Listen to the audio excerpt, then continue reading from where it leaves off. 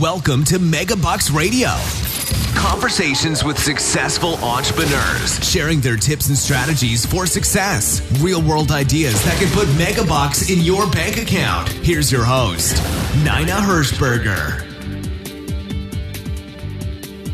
There, and welcome to today's show. I am so honored today to have Mike Stewart on the line with me. Mike and I met years ago at a marketing conference we were at, and he's one of my heroes. He works every single day with small business owners like you and like I. And but Mike has been around the music industry. He is quite a musician. Mike, I was reading about you. I didn't realize that you actually recorded the theme to Disney's Wreck-It Ralph, one of my grandchildren's favorite movies, in 2012. Mm-hmm. Absolutely. It's a fun story. Yeah, in fact, I'd love to hear that story, but we're going to go on. So you have been doing all sorts of writing music and working with musicians. You used to live in Georgia, and a few years ago you moved over to Nashville because of the passion for the music industry. But the call today, because you work every single day with small business owners, the call today is to talk about ideas, strategies, things, stories that are happening with the small business owners right now during this pandemic. So, Mike, welcome to the show. If you have little nuggets of stories about your music industry, we'd love to hear those too. But let's just get right into it. So tell me some stories, Mike.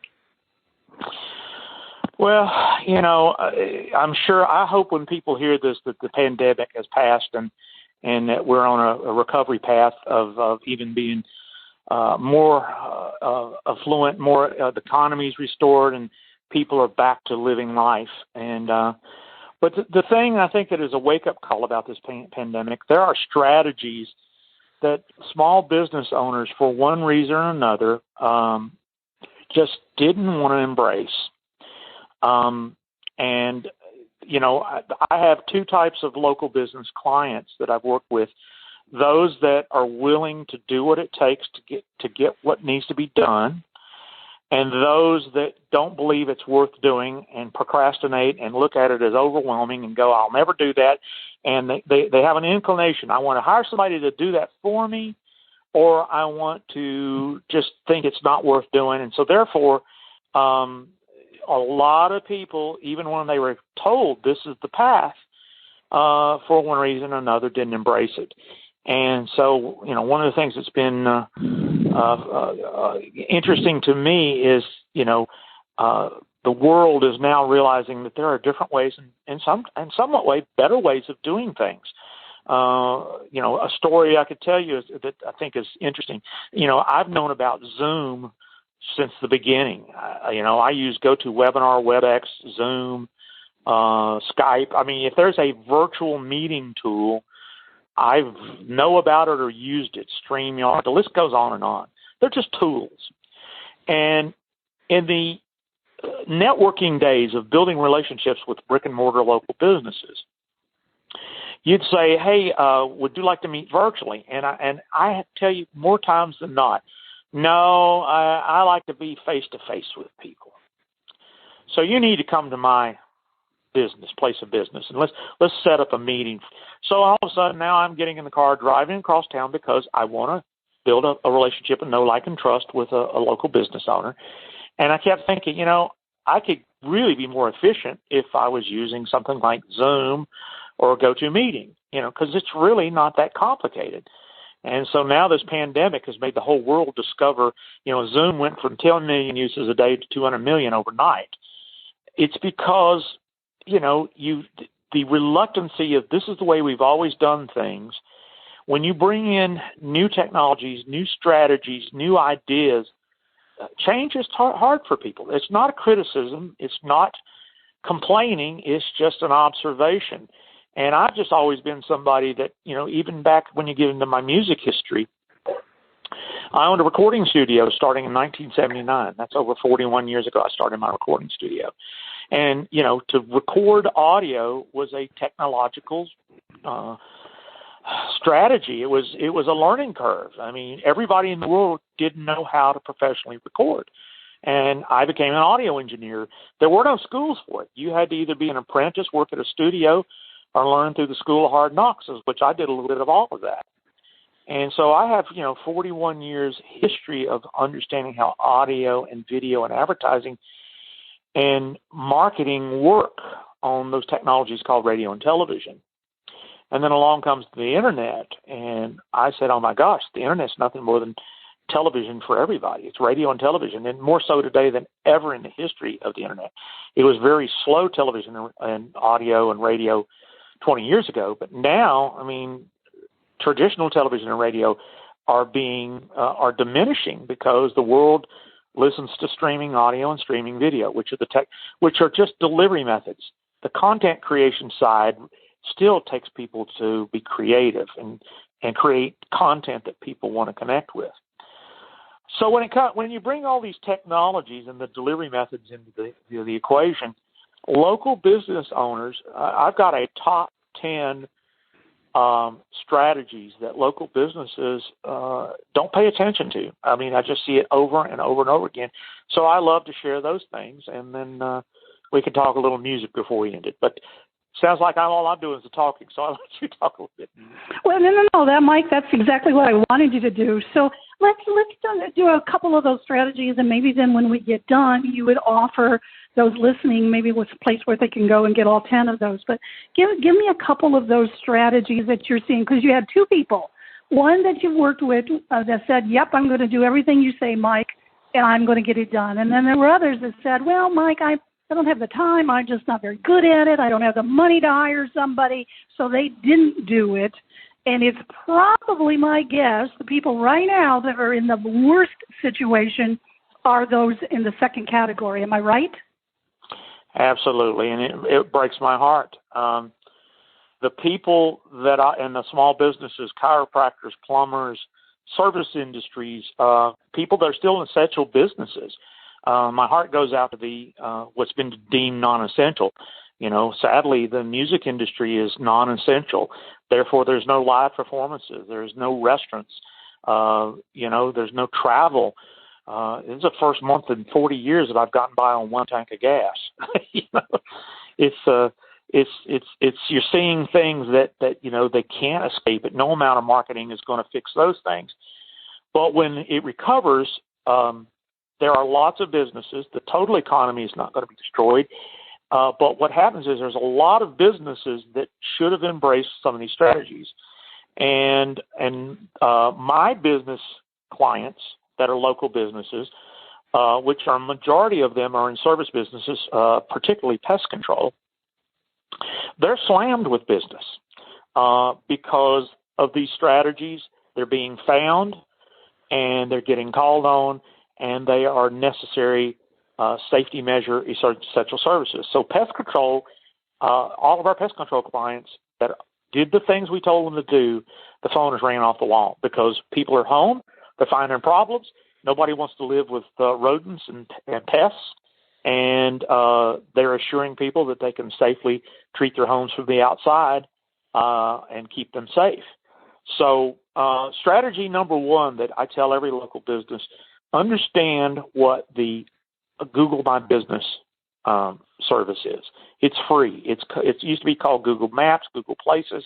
It's called the push pins or the 6-pack. It's are you listed, and it's where people praise you or complain about you. And I look at customers every day that never pay attention to it, have nothing but horrible reviews, what are called 1-star.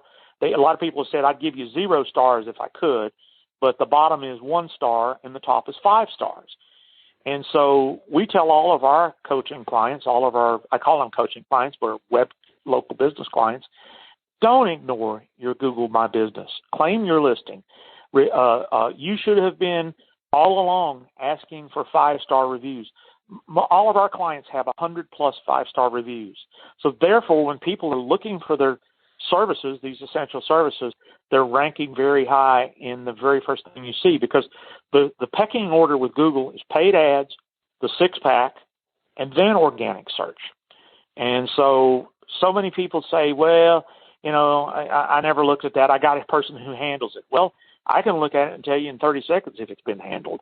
And it's amazing how many businesses have ignored this, and it's hurting them. And there's several other strategies. Knowing your SERP terms. Before you go on, let's go down to that review thing. So how do they get the people to actually do the reviews? How do they make it easy for them to do that? Well, number one, with all our clients, we make a clickable link that works on cell phones, tablets, and computers that says "Review me on Google," and so it's one tap, and then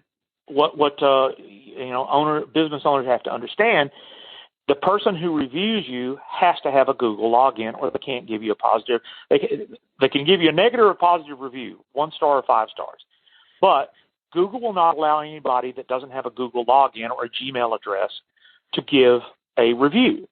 And so you have to just be diligent with your good customers and do whatever you can. And I don't know if it's terms of service to incentive if I can come up with the word, give them an incentive to do that. We're told not to say that, but let's put it this way. Do whatever you can to get 5-star reviews and make it easy. Have a link on your website that people can tap on their phone, and immediately it just says sign into your Google account and leave a review. And then you hit the 5 stars. And if you just said something as simple as Nina does an amazing job, I recommend her. That's a great review. So, Mike, you're saying if somebody has an AOL account, AOL email, or a Yahoo, they can't leave a review. Absolutely. They have to. They have to be logged into their Google account to leave a review. Okay. So, would you let those people go, or would you try to get them to sign up for Gmail and get it? That probably doesn't make sense. Well, what you do is you keep asking and asking until you get 100 reviews, and when you get to 100, you keep going. That's the answer. Okay. There's millions of people in your market with the Gmail addresses. And I've actually had customers say, well, it's just too hard. I said, you're not trying hard enough. It can't be done. I have a client who's done 1,600 5-star reviews in the city of Tampa. Don't tell me there's not 1,600 people in the city of Nashville that could give you a positive review. I'm just asking for 100. That's realistic. I don't care if it takes you 3 months to do it, 6 months to do it. It is a strategy that is life or death of your business. And it probably you don't stop at the 100. You keep going, because if you stopped at one time, let's say you got to 100 2 years ago, and then you never ask again, that also wouldn't be good, would it? Absolutely not. The thing is let me ask you, do you need to breathe to live? Yeah. Well, why would you stop at 100 and say, well, I'm done breathing? This is the lifeblood of your internet presence, which has nothing to do with the quality or look of your website. It's about when people are on cell phones. 96% of the world finds local businesses on their cell phones, and they make a decision to call you or not, sometimes from just your Google reviews or your Yelp reviews. So you really need to do it at Facebook, Yelp, and Google. You need to do all three. You need high praise at all the review sites. And those are called annotations, and those are called reputation management. And that is probably one of the most important strategies. And there's more, and I'll be glad to tell you more that I recommend. But yes, go ahead. If you're a local business, keep going. Well, one of the things you said earlier is like, how do people get in touch with me? Well, I teach the world my SERP terms. Now, have you ever heard SERP term? Do you know what that means? No. Good. Well, I'm glad we're going to educate your listeners and Nina at the same time. SERP is a search engine SEO term, meaning search engine results page, SERP. And it means people type words into Google or Bing or Yahoo or whatever search engine for that matter. And those are the words that people, there are generic SERP terms like, as an example, roofer near me, real estate agent near me. Those are generic SERP terms. However, and to get on the first page of the search engines for those generic terms are really competitive and pretty much unlikely. However, a lot of businesses have SERP terms that guarantee that they will dominate that search result. They will be the dominant results. So as with me, you could go to Google right now and type in websites you control, 3 words. And I don't care where you're in the world, I dominate the page of Google for websites you control. And we discovered that lots of local businesses, an example, one of my clients is Canton Termite, Canton Termite, 2 words. He dominates Google all over the world for those SERP terms.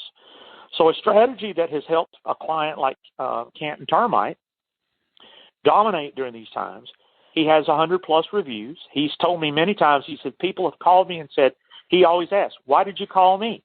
You know, what motivated? He said, well, your reviews were through the roof. He said, I can't calculate the amount of money I've made by that. But he markets all over his local market his SERP terms. If you need pest control, Google Canton Termite. That's it. Search Canton Termite and you will find him. So SERP terms is a valuable strategy that you can market through a multitude of media. We actually do it with music. I created something called SERP Music, which is a jingle, a piece of music with your SERP terms sent to music, so that when people hear your radio and TV and YouTube and Spotify audio ads, and even audio ads on Facebook, they're hearing in their subconscious your SERP terms. In fact, the lyrics are Google Canton Termite and pest control. No bug will survive. And then you put their phone number, and we sing their phone number. And it makes it dead easy on a subconscious level using power of music to teach your local market their SERP terms. Hey, Mike, what's the name of a pest control? I need to get a pest control agent. Who do you recommend? Oh, I can't remember their number, but just Google Canton Termite. You can't calculate how many times that happens when you market SERP terms in your local market, in print, in audio. The list goes on and on of ways of making that presence on a local basis. And the people that do are reaping the benefit from it now. The people that never made it a priority are buried. And that's one of the reasons I'm an advocate of using music to market SERP terms. So actually what you're saying is, even, let's say it's a chiropractor, and a chiropractor that listened to you and got the reviews and Google My Business and SERP terms versus chiropractor who said, well, you know, Mike, I'm just not really technical. There's even a difference right there. It's not even industry. Oh, absolutely. Well, in fact, I've got a chiropractor in Gainesville, Georgia, and we did a jingle, and that gets to another strategy I'll tell you in a second. But Dr. Jack Winter has the Winter Wellness Center, and his jingle sings Google Winter Wellness, just like a winner of a ball game. And he dominates the first page of Google for Winter Wellness. Nobody else in the world dominates it like he does. So he markets his SERP term through YouTube advertising, paid advertising. He does Google AdWords. And, of course, the other strategy I was going to tell you about, we knew years ago in internet marketing that blogging was a organic content marketing strategy, meaning the more content you create and put on your website, the higher you can rank for all kinds of search terms in Google. And it was a strategy called blog and ping. And it required you being a good writer. You know, in other words, people were reading your content. Well, I'll be honest with you. I've never been a good writer. I don't like writing. I used to hate term papers. But I love sharing knowledge. So the advent, and in fact, one of my mentors is a guy named Seth Godin. I believe everything Seth says. I read him. I listen to his podcast. Seth recently said podcasting is the new blogging. It's easier to speak and transcribe than it is to write. So Dr. Winter has the Winter Wellness podcast in Apple, in Spotify, in Android, in Google Podcasts, in Stitcher, on Alexa. In other words, he's telling his local market to get tips of staying healthy from he and his wife, who is a certified nutritionist, and their podcast is advertising their business, and it's content marketing, which is raising their internet presence on a local level because they're willing to produce a weekly podcast and blog. So that's another strategy. Most businesses, the objections I get is, I don't have time. Well, you got time now. I don't have a budget. Well, you either got a budget, time, or money, or it never happens. I don't want to do it. Well, okay. I don't want to eat healthy, but okay, I can't get mad because I was told to eat healthy and I would feel better. I mean, it's just the part of the service, the part of the way of making things happen. And then more importantly, I'm overwhelmed and I want you to do it for me. I can't be you. I'm not an expert at health. I'm not an expert at pest control. I'm not an expert at plumbing or roofing, or I'm not a chef. I'm not a restaurant. I'm not in other words, I know internet audio. That's my specialty. And I could talk about that all day long. But you have to create original content proving you're the authority. And when you prove you're the authority, you can say, oh, by the way, here's how you can get in touch with me and do business with me. And we want to do business with people that we know they're the authority, we like them, we trust them, and we feel like we know them. And so what happens is I have a formula with podcasting and blogging. Give 80% away amazing content proving you're the authority, and 20% of the time tell people in a commercial how to find you, like you, trust you, subscribe to you, and buy from you. And that formula works for everyone. So I would go to customers and say, you need to do a podcast. Nah, it just sounds like you're trying to sell me something. No, I'm reporting to you what if you want. You said, I want to be found more. Well, you need to do content marketing. Well, I don't want to do it. I've got a social media person that does that for me. Okay, great. Are they really creating unique, original content that sounds like it's in your voice? I've seen the results, sadly, of too many people are just, they're posting on social media, happy birthday, and don't forget it's Mother's Day. That's not original, helpful content. That's just repurposing the obvious. And so content marketing is about answering questions with authority and positioning yourself as somebody who knows what you're talking about and reminding them you're the person to trust to do business with. And that's what local businesses, we do podcasts for pretty much all of our pest control agencies, and they're seeing a rise in the search engines, and their phones are ringing because people are liking it. In fact, my podcast in pest control, it's called the Pest Control Marketing Podcast, is the number one lead generator for all the new business we get. So. Wow, this is really great. No. This is amazing. In fact, this is why I'm doing so many of these radio programs, podcasts, is what you're saying. I mean, I've done 14 of them in the last week or so. So, no, keep going. This is great. Well, I didn't really go in order, but the top 10 strategies, and I'll just kind of quickly review: Google My Business or Google Maps, and making sure your reviews are right. Number 2 is become an authority site. The only way you can become an authority site is posting fresh content. Most people get a local business website and never look at it. Is your homepage converting strangers into customers? Most times, most websites I see for local businesses are just gorgeous, colorful brochures that sell nothing. There are strategies, what we call response triggers, which is pure Dan Kennedy and GKIC.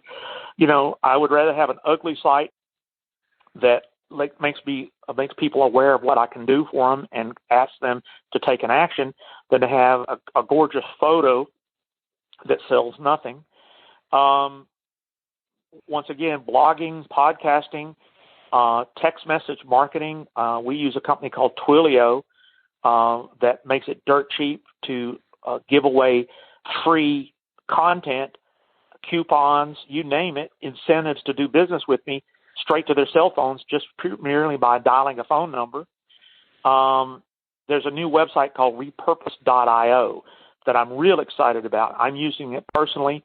It lets me take my podcast and repurpose it to all the social media sites with the click of a mouse. You build templates, you upload the RSS feed to your podcast to this system, and for very little money, I can be, as Gary Vaynerchuk says, everywhere. You got to be, as he said. Let's stop right there. So repurpose.io. Mm-hmm. Is that what you said it was? Here's what I've heard in that particular thing. They're saying if you don't post organically, if you don't post on Facebook and LinkedIn and Twitter and Instagram, just if you try to use some sort of a service, it reduces the engagement. Are you not finding that it's the case? Not when it's audio content like a podcast. And of course, you can intersperse some other content that is unique to those things. But I want to take my podcast and repurpose it in YouTube, Instagram, LinkedIn, Facebook, and to business pages and to business groups. Not so much my personal social media where your wife looks at the grandkids and everybody looks at what they had for dinner last night, and I saw today everybody's posting their senior pictures, and then there came a report out that that's dangerous because scammers are using that to steal identity. So it's like, oh my gosh, every time somebody comes up with something fun in the social media world, for me, social media is there's business social media and there's personal social media, and so repurposing my podcast as a post on my business page or in my private group, we have engagement because we've built the trust. I just don't want to take the time. It reduces my workload. It saves me 10 hours a week from things I should be doing. That's why I like it. Sure. Yeah. Makes sense. But at the same time, if I had to manually post my podcast everywhere it needs to go, I'll tell you what happens with me personally. It doesn't get done. But now because of this tool, I can make a podcast and instantly put it up on my YouTube channel. And, people are listening to podcasts on YouTube. So it's just there's so many strategies. It's called pillar content to micro content. And in fact, I'm going to give you an opportunity to get my slides that really go into detail of how all this works here in a second. And then the final thing is optimizing paid advertising. There are so many places to buy eyes and ears. Google AdWords, Bing ads, Yahoo ads. But probably one of the most overlooked opportunities is YouTube pre-roll advertising. And that's what we're doing with a lot of our local clients is we are buying local TV ads on YouTube with SERP term jingles. And what's great about this is we preload the ads with the SERP term jingle. In other words, it opens with the SERP term jingle, has a direct response ad in the middle, and then closes with the SERP term jingle. Now, 90% of the people skip the ad on YouTube. You've seen this on YouTube. You're looking for a video about XYZ, and most people skip the ad. Well, guess what? You still hear the SERP terms: Google, Canton, termite, and pest control. So we don't care if they skip the ad because they're hearing in their local. I can go into YouTube and say, only run this ad within a 40-mile radius of my zip code. So it's dirt cheap advertising using SERP term jingles on cell phones when people are searching YouTube. And then Spotify, Pandora has paid advertising. And then, of course, we put our jingle ads in our own podcast. In my podcast, I go, and now here's a word from our sponsor. And we run our jingle and we run our ad, and then we come back to our show. It's my podcast. So the only advertiser on my podcast is me. And then the last strategy that's exciting for local businesses is the resurgence of QR codes. QR codes are those funny little squares with lots of little checkers in them. And the reason they failed a few years ago when they came out 10 years ago is people had to download a special QR code app to make them work. And people didn't know to do that. They didn't understand it. It was clumsy to use, blah, blah, blah. Within the last year, all of the manufacturers, Android and iPhone both, have made the camera and the actual phone itself know how to use a QR code. So now all you do is act like you're going to take a picture of it, and the QR code responds on your phone. So it's never been easier to push content to a phone with a QR code. So you can put QR codes on shirts, giveaways, coffee cups, brochures. I actually do them in webinars. I tell people, pull out your phone, point it at the slide, and I can send you anywhere on the internet I want to just from a QR code. I can push a phone number to you. I can push anything imaginable. And this is one of the things that our customers do that have made a huge connectivity by driving their local market to secret offers, coupons, you name it. And it's an underutilized opportunity because you've got to remember 96% of the world finds local businesses on cell phones, not computers. In fact, when we look at the stats of our advertising, over 90% of the response is coming from phones. You know, I ask people every day, I said, what is this device? And they say, oh, it's a phone. No, it's a computer 1 million times more powerful than the computer that got man on the moon. It happens to have a phone in it. You've got to start thinking of it as an internet-connected computer that you market to. And those are the strategies that most local businesses either didn't have time for, didn't pay attention to, and now is the time to really start paying attention to it, because the people who are willing to do what it takes to make it happen can really come out ahead when this is all passed. Wow, Mike, I hadn't heard you give all those strategies. That is fabulous. If somebody wanted to hire you to do one of those SERP jingles, do you work outside of your local Nashville area, or? Oh, absolutely. In fact, we sold a jingle yesterday in Australia to a pest control agency. So, yeah, the beautiful part that's been very a blessing to me and my wife is we have virtual businesses and we can do business anywhere in the world. Always have, and never had any intentions of doing anything less. And that's one of the things I think has hurt so many local businesses, i.e. restaurants. When they can't serve food, they went from making a living one night to zero income overnight.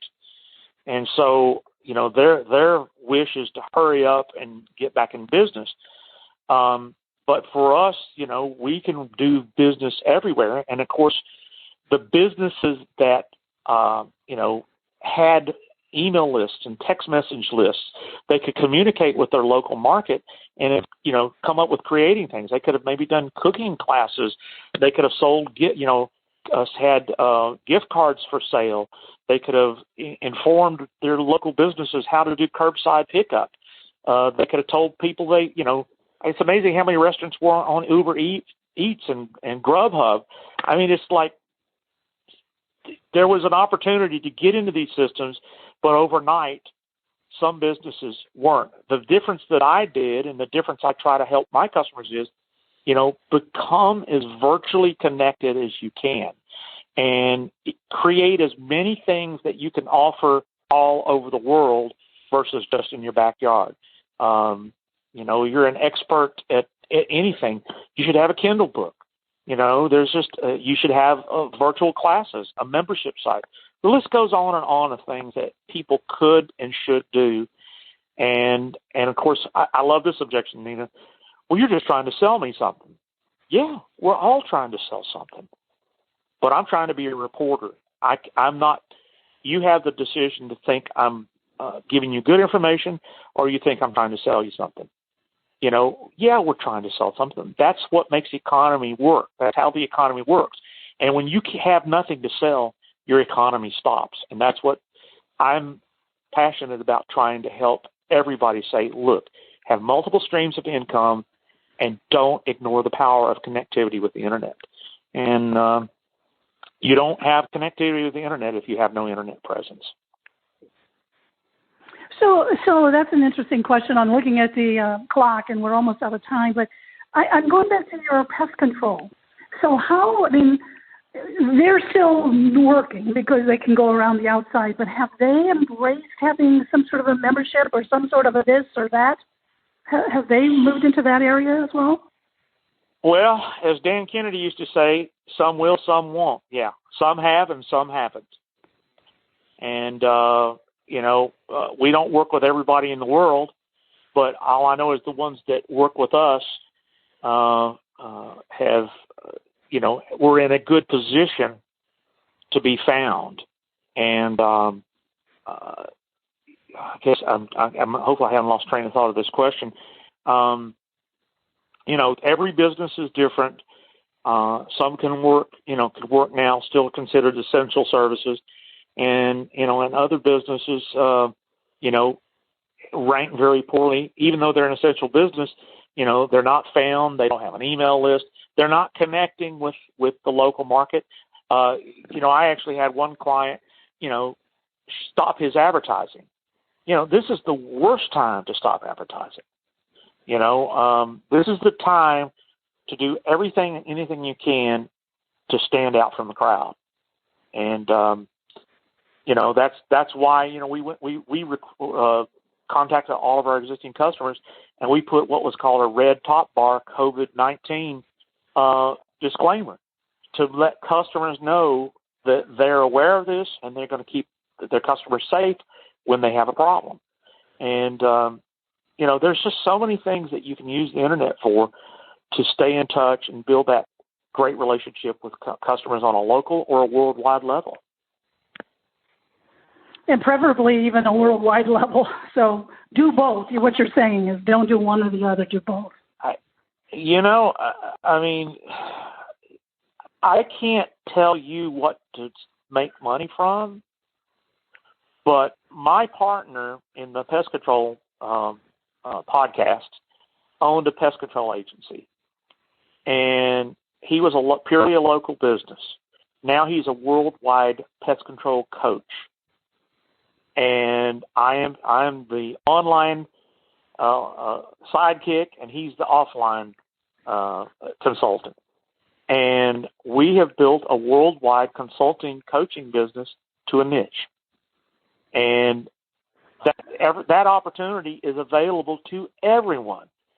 But you can't start it overnight. We've been working on this thing for 3 years, and we'll never stop. So all you can do is do the best you can to get as much business coming in the door, and then start embracing things that I think I heard it years ago. Do what you fear. A lot of times people get overwhelmed with this stuff because it just seems like it's too hard, it's too scary. I don't like technology. If I hear one more time, I'm technically challenged. You know what? We're all technically challenged if we don't know how to do it. Are you willing to do what it takes, time and money, budget-wise, to get past what you don't know? And that's, when somebody says I'm technically challenged, my answer is, yeah, when it comes to flying a jet airplane, I'm technically challenged.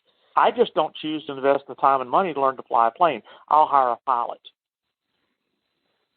But if I wanted to learn how to fly a plane, I could do it if I really wanted to. Mike, this was amazing. I'm looking at the clock. We are out of time. If somebody wanted to get a hold of you, if they wanted to do one of those surf jungles with you, how can they get a hold of you? Well, the easiest way in the world is go to websiteyoucontrol.com. In fact, at my red bar at the top of my website is over $400 worth of free gifts, and you don't even have to opt in or anything. You don't have to tell me who you are. You can go to websiteyoucontrol.com, Google Website You Control, and SERP music. Everything I do is linked right from that website. Or you can go to serpmusic.com. I'm actually looking for folks that want to be a rep in your local area, because I think there's millions of SERP jingles that don't exist, and they need to in the coming months and years. So I'm kind of the guy that has brought Music City, USA to the internet world, and that's why I moved to Nashville, because there's so much amazing talent here. I'll leave you with the Wreck-It Ralph story, and then we can call it quits.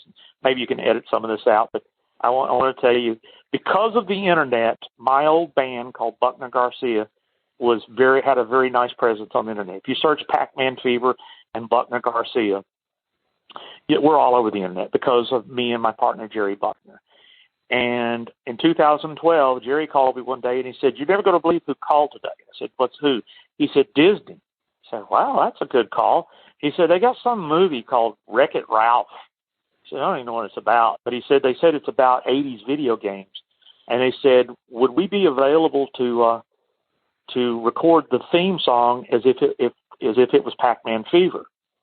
And I said, "Well, sure, let's do it, Jerry." And he said, "Well, unfortunately, our lead singer, Gary Garcia, had passed away a few years prior. And he talked to Disney, and he said, look, Gary, our lead singer, is no longer with us. He said, well, as long as you're Buckner Garcia, that's what we want in the movie. We knew you had the hit record Pac-Man Fever in 1980.